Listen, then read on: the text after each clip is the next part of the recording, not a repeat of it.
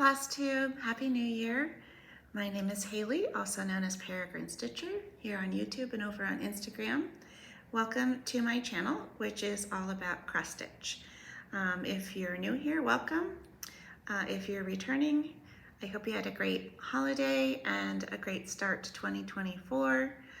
And so I have a lot of stitching to show you today. It's been a little while since my last Flosstube, which was in early November, I think. But today is January 6th, 2024, and this is Flosstube number 22. So no accidents this time. I have been in good health, so that's a relief. But let's get right into the stitching because I have actually several little finishes, but pretty cool ones, I think. So the first one, there's actually two that are related, and I know I don't always show my bags, but this one lives in my Evertote scissors bag. And so this is part 3 of a series by 1897 Schoolhouse Samplers. It's called Speak of Love Silently, and I've shown you part 1 and 2 that I have finished previously. But this third part came out in the last month or so, and so I was able to finish it, and here it is. It's so pretty. I just love this series. It's on a 40 count Hemingway by Needle and Flax with Roxy Floss. And it's meant to be a 5-part series that you would make into like a 9-patch. So I have the first 2 parts of this series are here. This is part 1 and part 2. And so now you can see part 3. Well, it's gonna be so pretty. And it's so much fun to stitch. I'm really, really enjoying these. And so what's cool is I realized that I actually had sort of a bonus chart related to this. It was a chart that we got at Stitch North, and it's from the same original sampler. It's not part of the 9-part series, but it's called About to Take Wing. And I guess I just didn't realize it because the model was stitched on this black fabric, but you definitely can tell that it's the same antique sampler, and they do mention that now that I read the chart. So I did this one as well. This one was a little bit bigger. So, you know, I'm not sure if I'll include it in the same finish or if it'll just be a coordinating piece, but let me show you what it looks like. It's also absolutely gorgeous.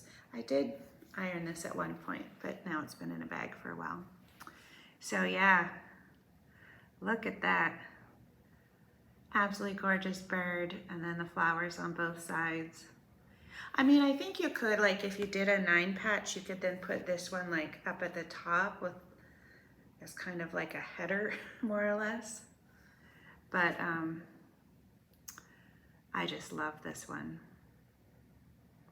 And I think it looks very different. You know, the model was stitched on the black fabric, which I also like, but I think I prefer it on a more natural fabric. So yeah, now I am just eagerly awaiting part 4. And as soon as it comes out, I will for sure order it and get right into it. Okay. My next finish is one I finished a while ago, but I left it in New York, so I didn't have it with me for my last Flosstube. And I'm sorry, I don't have the chart, and I don't even know what fabric this is. But this is what it looks like. It's called Woolly Warmth, and it's by a Russian designer. If I remember when I get back to New York, I will find the chart and put it in the drop down, but I just can't remember her name right now. So cute, look at that. The sheep wearing sweaters and scarves. And this, this basket in the middle, it took me like 5 tries to do to get the basket weave looking right, but I think the final effect is really cool. Yeah. And then with the snow on all the letters, I just love this. I don't know what I'm gonna do with it, but I had to stitch it because it's just adorable. So cute. So that's Woolly Warmth. And then my next finish, and I think I actually had finished this last time again, but I didn't have it with me. So this was my sampler for Sampler September, which is September's Revenge by Maximum Cross Stitch. And I did finish this. Also so much fun to stitch. Let me put this chart behind it.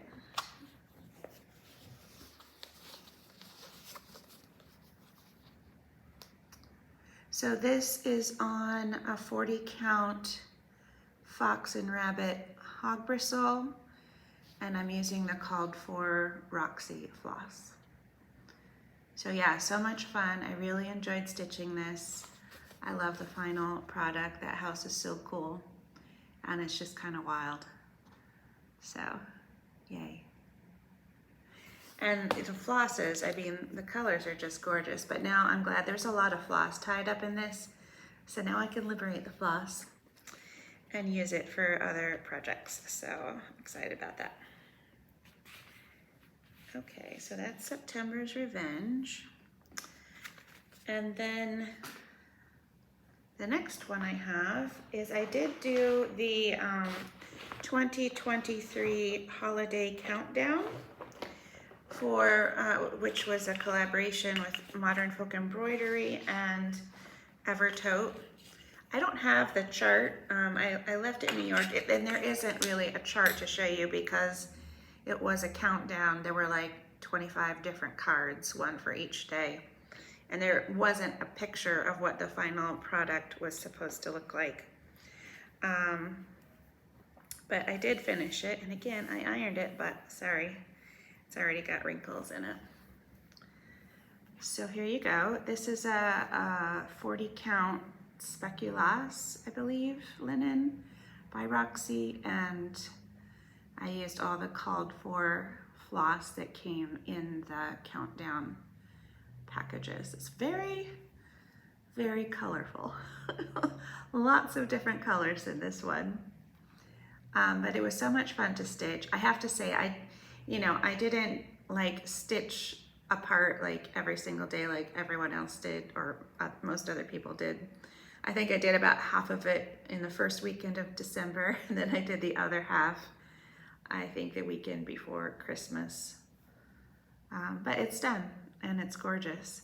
And I'm so excited now. These are all the lovely flosses, which again, I can now add to my stash and use for all kinds of lovely things. But yeah, it's, lots of different colors. That's all I'll say about it. And this is the ornament that came with it, which is really nice. And then there was a bonus chart that came with it at the end, which is this one, which is also really cute. But if you want to learn more about this, I mean, Caroline did a daily review of all the parts of the project, and so it was fun. It was fun seeing everyone else's progress, and I don't know what I'll do with this. I don't think I'll frame it. It would be a really nice size to make like a cover, like for a blank book, but it says 2023. So, I mean, I suppose I could take out the 3 and make it a 4 and use it for like a journal or something. I don't know. If you have any ideas about how you're going to finish it, if you happen to stitch it, I'd really be interested to know what people are gonna do. But it was a lot of fun. I can never resist those things. Have to be in on the party. Okay, and my last little finish. So this is also a SAL. It's the hashtag Saltbox Solstice SAL. And I finished the summer salt boxes. Just these 2. I had already done spring, and they're all on the same piece of fabric. So this is what it looks like. And so if you recall, I put this one in timeout last time because I had mistakenly stitched on this one the flag and the entire roof 1/2 instead of 2/2. So I had to get to the point where I could frog all that out and redo it, but I finally did.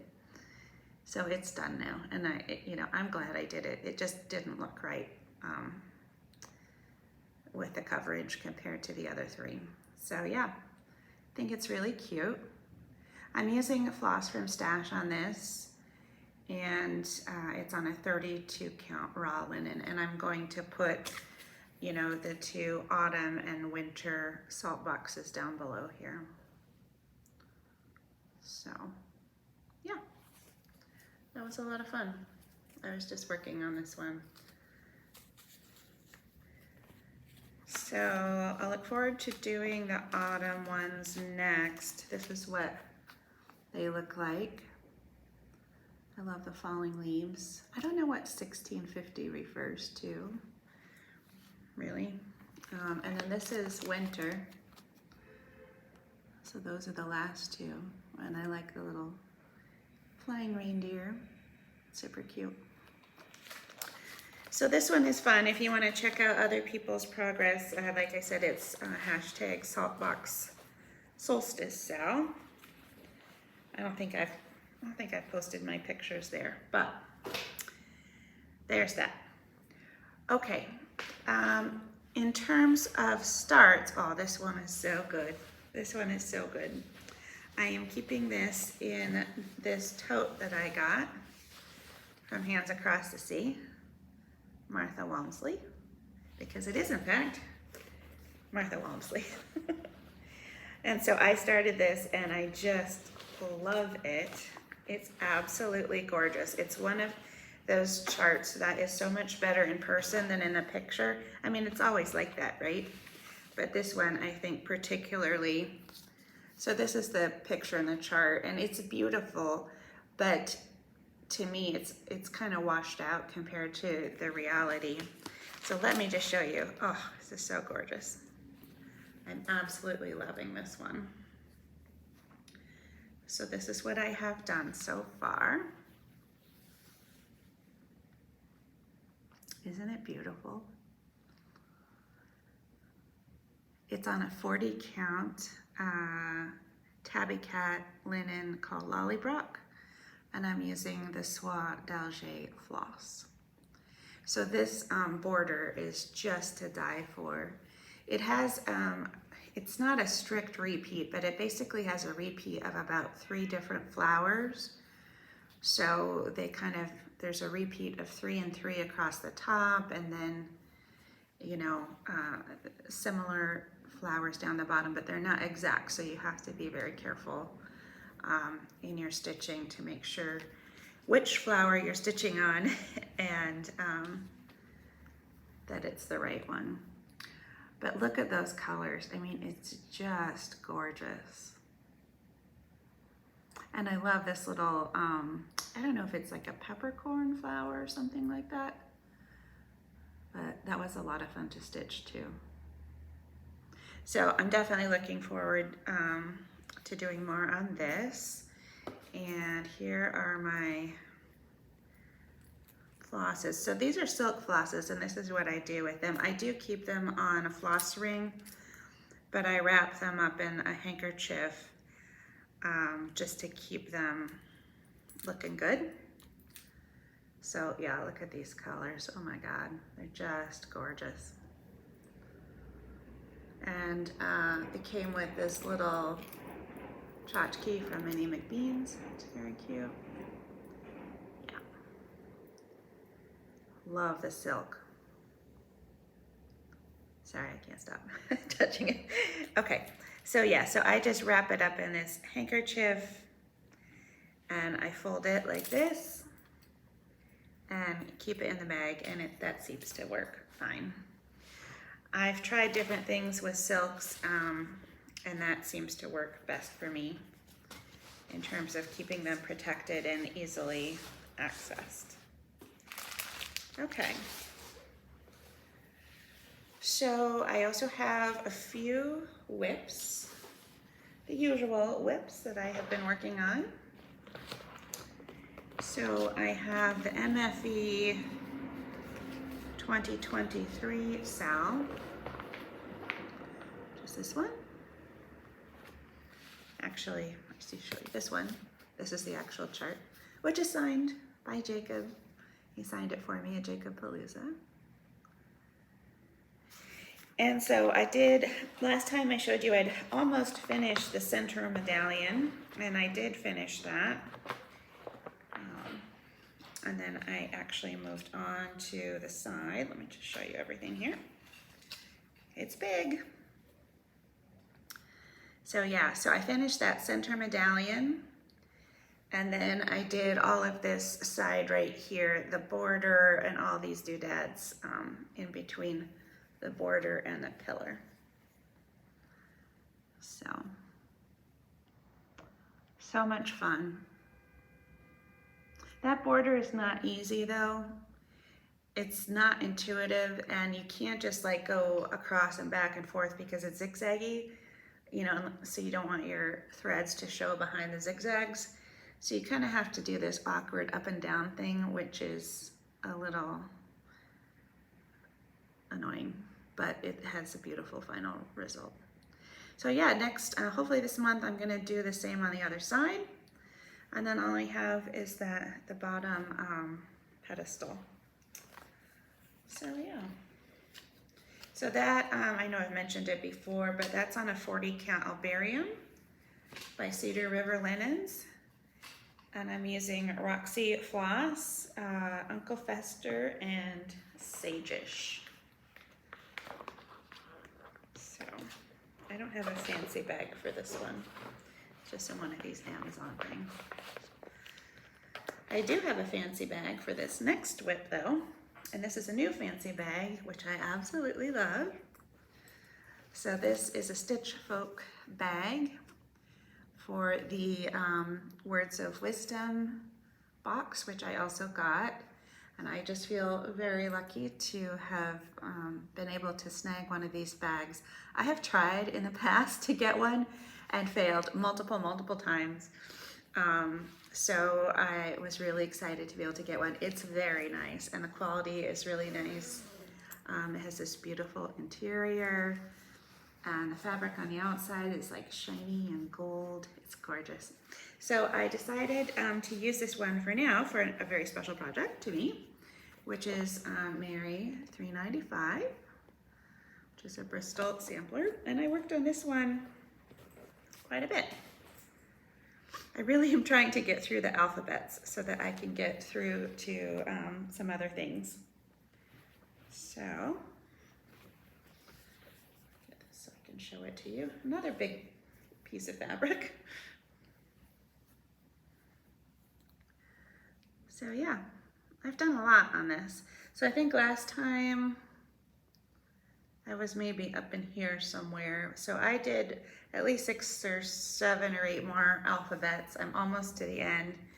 I think I have 2 more alphabets, and then I get to all the numbers. But that's okay. This one is so much fun. I think this is what I'm gonna do after this Flosstube. I haven't worked on this in a while and I miss it. So it's so much fun. This again is also a piece of 40 count albarium from Cedar River Linens, and I'm using a Belsoise silk called Cranberry. So yeah. Sarah from Sarah's Stitchy Spot always inspires me. She's way ahead. Like she's almost done with hers. So she really keeps me going. I can't wait to get to all the fun stuff down at the bottom. But I'm enjoying every minute. And I actually am excited now to have it in this beautiful bag. Okay. This last whip is going into timeout. Or it is a timeout. I don't know how long it'll stay there because you're not gonna believe what I did here. I could just kick myself, really. Okay, so I worked a lot on this, on Live on Little. That's what it looks like. I did a lot. Let me show you what I did, and then I'll show you how I messed it up. Okay, so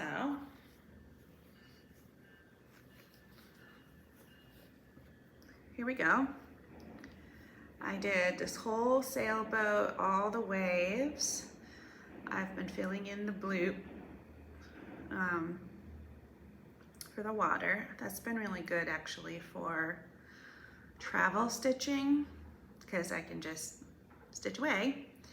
And then I wanted to start on the house, and I did a lot on the house. So you can see I did the door, I did the windows, I started filling in the mortar.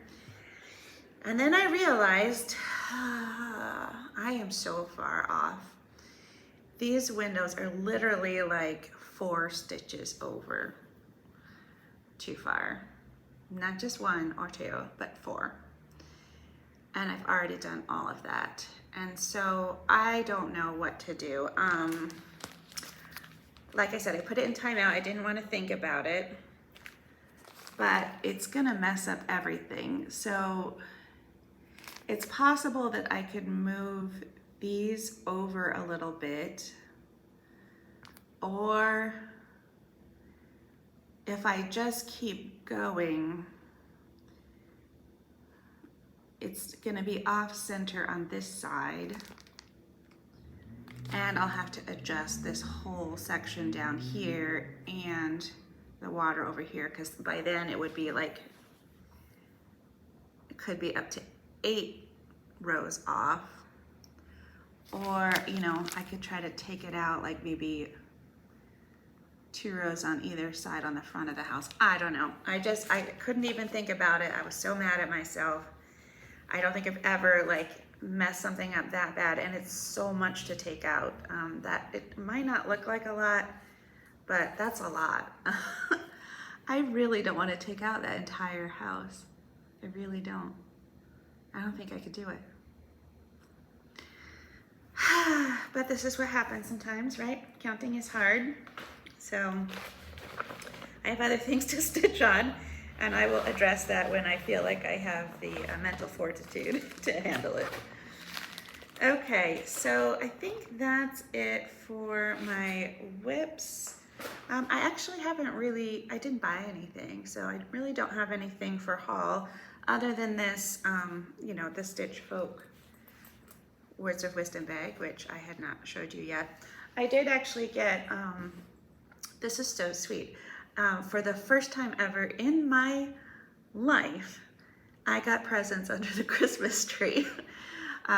You know, we never celebrated Christmas growing up, and not until my kids were a little bit older, and you know, the kids are really focused on, you know, getting their presents, which is fine. But now they both have jobs, you know, and they were super thoughtful and sweet. And my youngest actually gave me quite a few little cross-stitch kits, which was so cute. I mean, probably not what I would typically select, but you know, the thought was very dear. You know, like there were little, like sort of cartoonish, cute kittens, which as you know is probably not in my wheelhouse, but I really appreciate how thoughtful they were. I don't have them here; they're still in New York, so that's that. I did get something fun in the mail, which was really surprising. I got a lovely card from Evertope, oh, holiday card, and they sent along a Lucille floss, and the chart for this is on the inside of the card. So I thought that was lovely. Of course, I'm a very, very loyal customer, but this was just lovely, and I really appreciated it. I do have actually a giveaway today because I think I showed this to you last time. I got this at Jacob Palooza. Beautiful chart. And when I went to put it away with my modern folk embroidery charts that I haven't stitched yet, I realized I already bought this chart.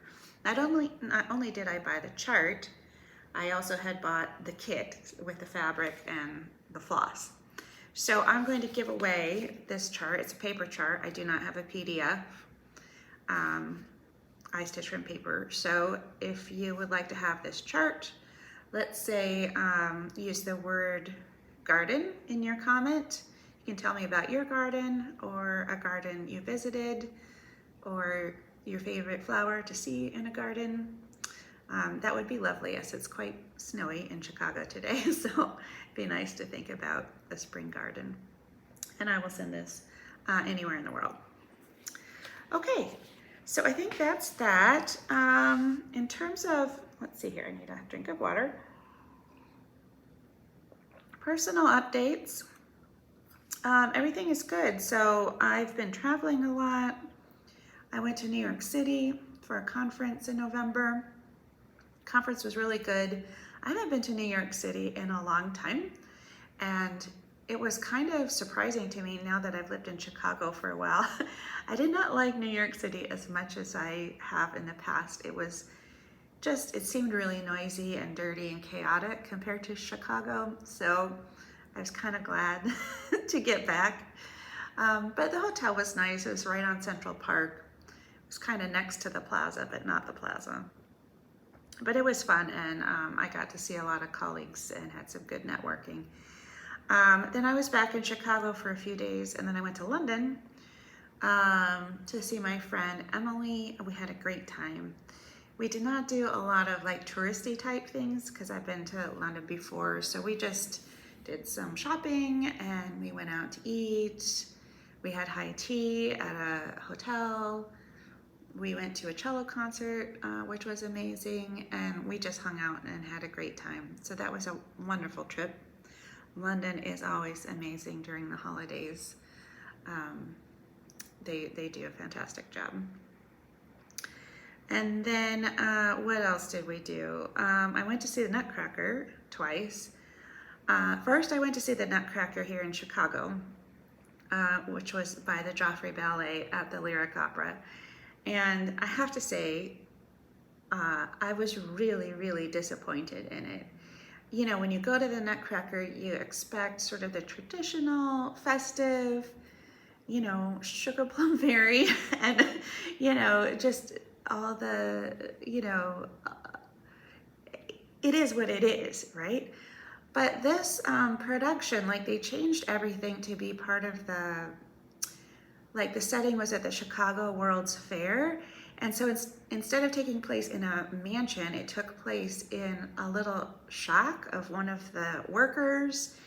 And, you know, it had a tiny little scraggly Christmas tree and a bunch of kids who were stealing toys. And the little brother Fritz got kidnapped, and it really was never clear what happened to him. He didn't show up again until they took their bows. And then, like, you know how in the traditional Nutcracker, they have like the Mouse King in the army. It has the little fight with the Nutcracker and his army. Well, they didn't do that. They had like actual mechanized rats running around. And it was just terrifying. I hated every minute of it, and I love ballet. So that was depressing. I hope they change it and go back to a more traditional approach. It's not that, I mean, the dancing was amazing and the music and the sets. It was just the overall experience was scary and depressing. So when I got back to Ithaca, I actually went to the local production by the Ithaca Ballet, which is like a ballet school. And it was wonderful. It's just what you might expect. I mean, obviously they're amateur dancers, but they've been doing it for a long time every year, and they do a really good job. So that was fun. Coming up, lots of travel this year again. Going to Tucson next week for a conference. I looked up to see how close the attic was. It's an hour and a half away, but I won't have a car, so I don't think I will make it down there, or up there, I guess, this time. But boy, going to Tucson in January when you live in Chicago is a fine thing. I have to say that. I'm actually going a day early just to have some time to kind of sit by the pool and get some sun and not be so cold. And then February, I'm going to Denver. I did have a question. One of my viewers asked about how I stay healthy traveling so much. Well, obviously, I mean, I did fall down an escalator, so don't do that. But I actually do have some things that I do to avoid like picking up germs and things. And if you want to hear about it, I'll tell you quickly. I'm not going to talk anymore about cross stitch, so if you don't want to hear about it, I'll see you next time. But anyhow, I do have like a very strict routine that I follow whenever I travel. And a couple things I make sure I do is I make sure I get the little antibacterial wipes when you get on the plane, and wipe down the whole seat, the arm rests, the seat belt, the table, the window cover, anything that you might touch. I get 2 of them. I wipe down everything, and then I use the other one, the clean one, to wipe my hands. And then there are vents like above the chair. They're usually turned off, but I usually turn them on full blast because that is air that has gone through a HEPA filter, and it is purified and it's clean air. And so if you have that like blowing down on your face, is my belief. I don't know, it's not based in science whatsoever. But my belief is that then I'm breathing in more of the filtered air and it's blowing the germs away from me. Now it can get a little cold, so I have this, I don't have it here with me, but I have a very light scarf that's made out of cashmere. It's almost see-through, so it's super light. And I just keep that in my carry-on bag and I put it around my neck and I'm super warm. But I keep that filtered air blowing on my face for the entire time. I haven't worn a mask, since the pandemic really died down. I try to just stay healthy and really make sure I've been taking my vitamins and drinking a lot of water before I travel anywhere. So yeah, just a couple of ideas in case you travel, but those seem to work for me. Oh, also, hold on. I'm not going to stop it. I'm just going to grab something. So I've been trying to find a better way to track my stitching. I have gotten the little book of days and I just don't use it. But what I do, another hobby of mine is actually bullet journaling. I don't know if any of you do that as well. If you do, I'd be interested to know. But it's basically where you just get a blank book. And this is like my everything for the whole year. And so at the beginning of the year, I set it up and I do a lot of like stickers. I pick a word of the year. My word for the year is peace, which of course I want world peace, but I also want some inner peace. Both would be good. And then I have my year at a glance, which is the whole year. Then I have my future log where I can keep track of things that are coming up throughout the year. And then at the beginning of each month, I set up my monthly calendar and I transfer whatever was on the annual calendar here and fill it in. I have my to-do list for work and personal, and then I set up each week, my week like this. And so this is how I just sort of keep organized. I also have a bunch of other like lists in here, so I keep track of books I want to read, movies I want to watch or have watched. I track my FICO score, my 403B balance, things like that. But I've been actually using this now to keep track of my stitching, and it's working very well because I use it every day, and so it's working really well. And then I'm going to have a whole separate spread in here of all the projects that I've worked on this year. So if you've never checked it out, I highly recommend it. I've been using this system for about 10 years. and it really helps me to stay organized as much as I can anyway. All right, so that was it for Flosstube 22. Like I said, hope you're having a happy new year. The next couple of months are kind of busy, but I will do another Flosstube as soon as I can. And in the meantime, I hope you all are doing well. Drop me a comment if you can, like and share. It's always great. I don't always have time to sort of do a lot of commenting back, but I read every comment and I really appreciate hearing from everyone. So, okay, take care and I will see you next time. Bye.